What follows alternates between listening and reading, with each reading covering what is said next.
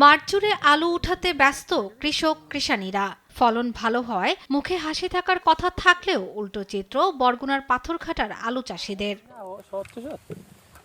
Syndicate জ্বালানি তেলের সংকটের কারণে বাহন স্বল্পতা এবং হিমাগার না থাকায় কৃষকরা আলু নিয়ে পড়েছেন বিপাকে। এর মধ্যে পাইকাররাও ন্যায্য মূল্যে আলু কিনতে নারাজ, তাই হতাশার ছাপ তাদের চোখে মুখে। আমাদের সিন্ডিকেট দেওয়া হইতেছে তারা তৈলের তৈলদের নাই, আমরা গাড়ি ঘোড়াকে দিয়ে আমরা মাল সাপ্লাই দিই। পাইকারি দরে গেলে বলে তেল নাই, আমাদের তেল নাই, যার কারণে আপনাদের আলু কিনতে পারতেছি না। দাম কম করিয়ে হারা চলে যায়, কিন্তু আলু বিক্রি করতে পারি না। আমরা আলু পড়ছি এখন বিপদে।